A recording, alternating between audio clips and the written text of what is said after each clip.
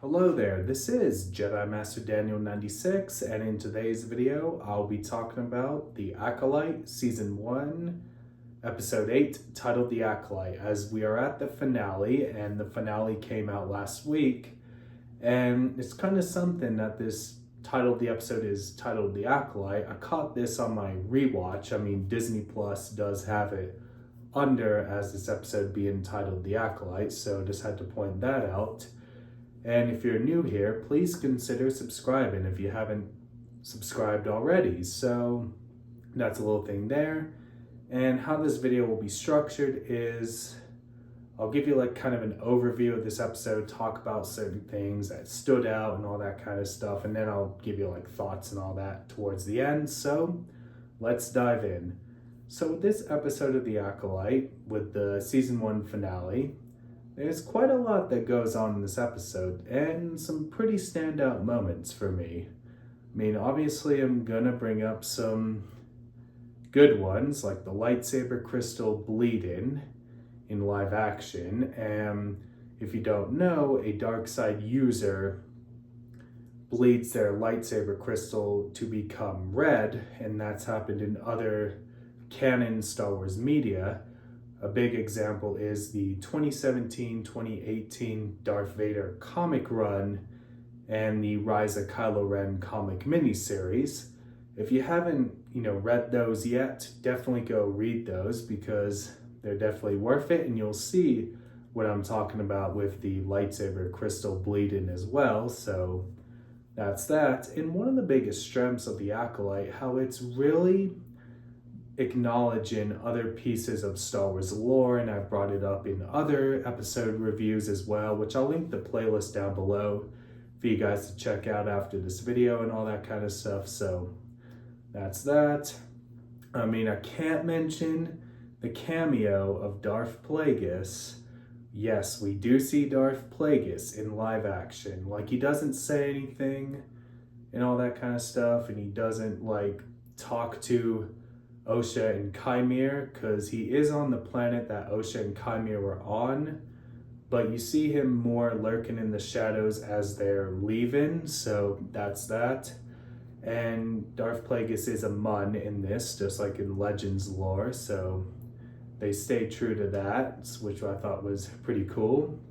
And if you haven't read the Darth Plagueis novel, despite it not being canon anymore, definitely go read it. It's definitely one of the best Star Wars books ever written, and definitely a must-read for every Star Wars fan. So I made some recommendations in this review of books, so that's a little thing there. But yeah, just had to bring those little rambles in there and that. And then we do have some good fight between Sol and Chimere.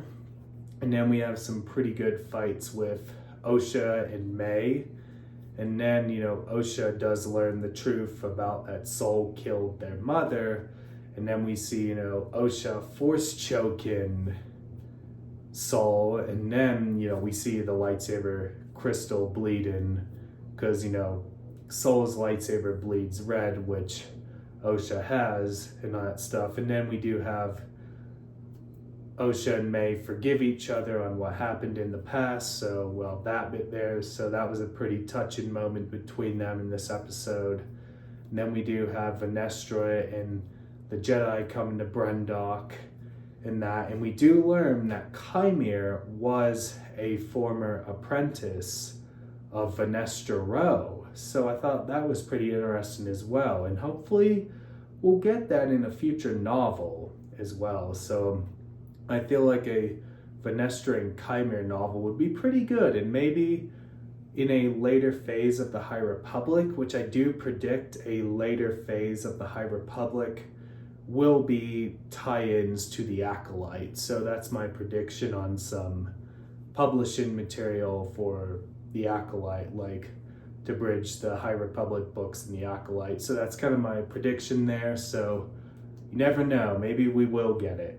Hopefully, and maybe we'll learn more in a potential Acolyte Season 2, which, by the way, #renew the Acolyte. Let's, let Disney and Lucasfilm know we want an Acolyte Season 2, so just had to bring that out. And I thought, that was a standout moment.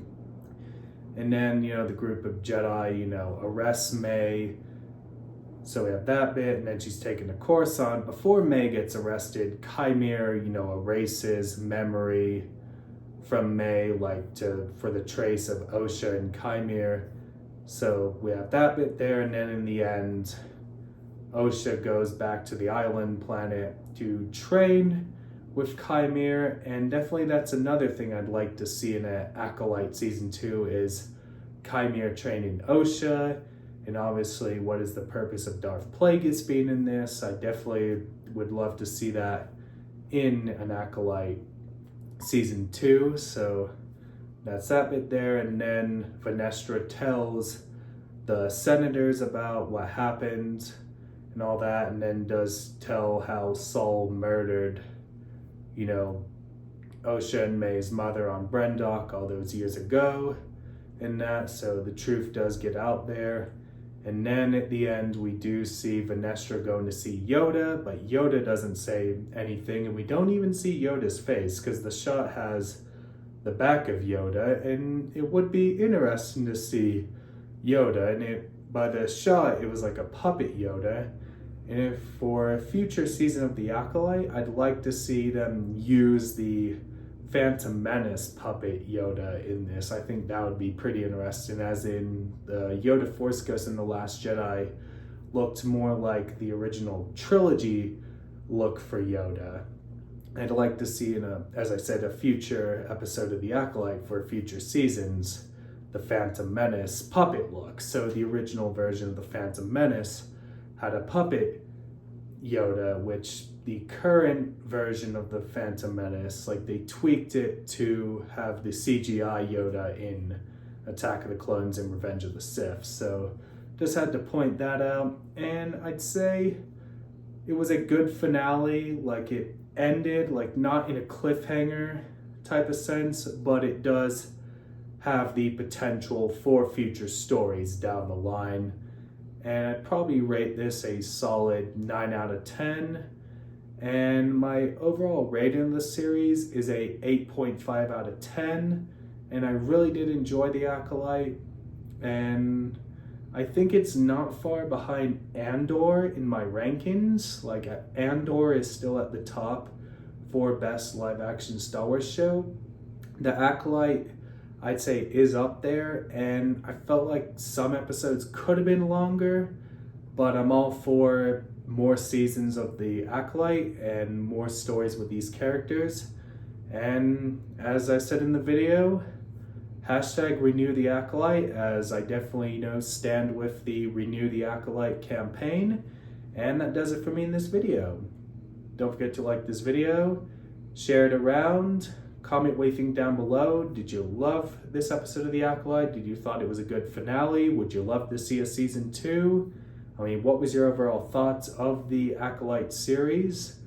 And follow me on Twitter, DanRS87, Instagram, JMD96_YT, Facebook, JediMasterDaniel96, and you can also follow me on Bluesky, JediMasterDaniel96.